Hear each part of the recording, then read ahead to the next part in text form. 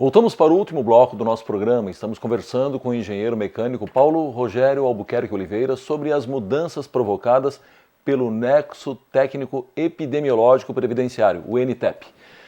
Engenheiro, segundo estudo divulgado no seminário Ergonomia e Qualidade de Vida no Setor do Transporte, um estudo de 2001 na cidade de São Paulo, o maior risco de acidente de trabalho ocorre em torno da 9ª hora da jornada diária. Com 12 horas o fator de risco dobra e com 14 de trabalho contínuo o risco triplica.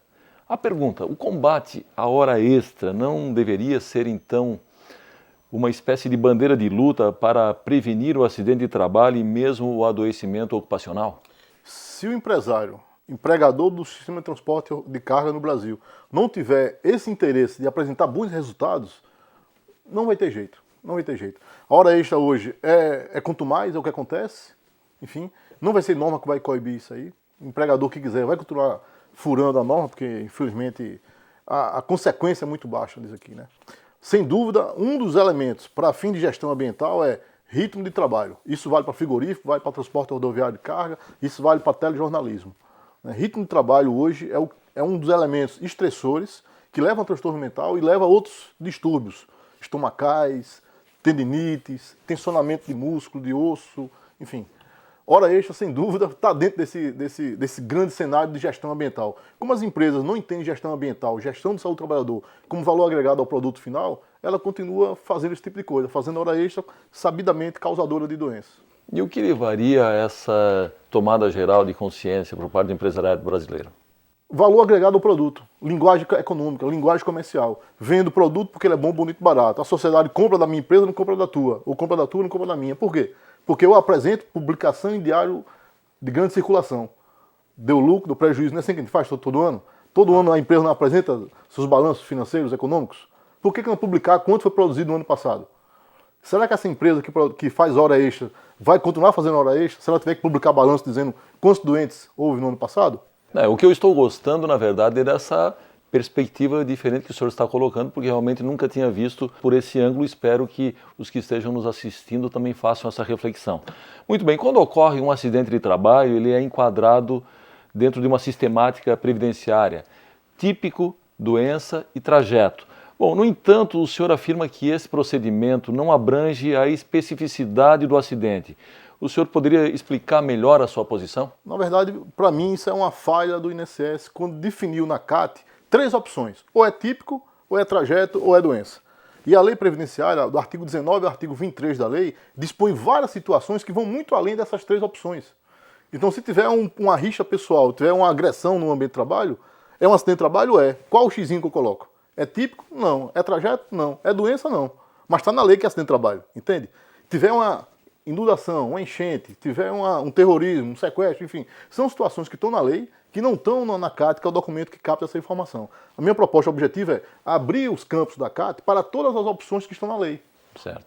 Bom, em algumas atividades, como a dos metalúrgicos, por exemplo, o trabalhador dispõe dos EPIs, os equipamentos de proteção individual, contra o barulho, contra o calor excessivo, entre outros. Na sua avaliação, os EPIs protegem realmente o trabalhador ou existe o que muitos chamam de EPIzação? Isso é uma farsa, né? EPI é uma farsa. Quando você quer fazer proteção, você não coloca EPI em ninguém. Né? O ambiente que tem EPI é um ambiente que sabidamente não tem proteção. Por quê? Porque a fonte causadora do agente continua. Então, quando você entra no avião e alguém te dá um colete com um paraquedas, o que é que você acha desse avião? Inseguro? Não existe EPI em avião. Por quê? Porque o óbvio. Lá em cima não tem EPI que dê jeito. Então, alguém que está no 10º andar, não vai ser capacete que vai dar jeito. Alguém que está numa obra que tem 10 andares, tem pedra caindo, não vai ser o capacete que vai dar jeito. Sabe por quê? Porque se cair no ombro, vai danificar do mesmo jeito, concorda? O que a gente tem que investir é gestão ambiental, a empresa tem que saber que aquela gestão tem que ser bem feita e que a fonte causadora dos danos seja controlada.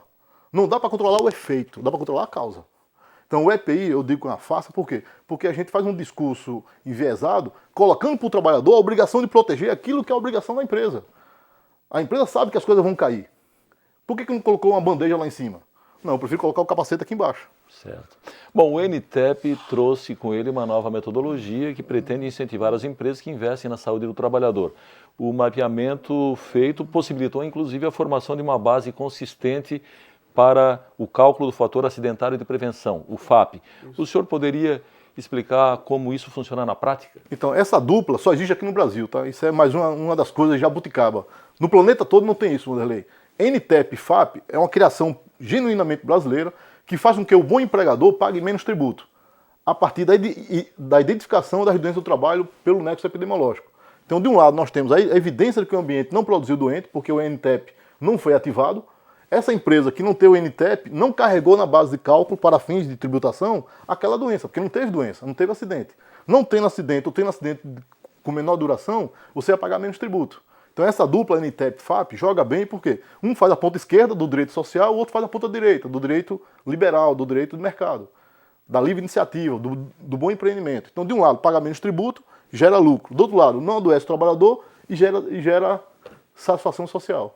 Engenheiro Paulo, a nossa conversa está bastante proveitosa, mas infelizmente nós estamos nos encaminhando para o final do nosso programa. Gostaria de deixar o senhor à vontade para fazer o seu arremate. Completamos hoje 2.717 falecidos no ano passado, Wanderlei. O TST publicou agora, está no site lá, piscando lá o nome das vítimas no ano passado. O Brasil convive hoje com 2.717 mortos por ano, 3 acidentados por minuto, 3 mortes a cada 2 horas. E o nosso esforço muito grande, eu agradeço muito ao TRT e todo esse empenho aqui nesse trabalho de melhorar o Brasil nesse sentido. Muito obrigado pela sua entrevista. Chegamos ao fim do nosso programa. Hoje conversamos sobre as mudanças provocadas pelo Nexo Técnico Epidemiológico Previdenciário, o NTEP, com o autor da ferramenta, o engenheiro mecânico Paulo Rogério Albuquerque Oliveira. Voltamos semana que vem com mais um tema do seu interesse. Até lá!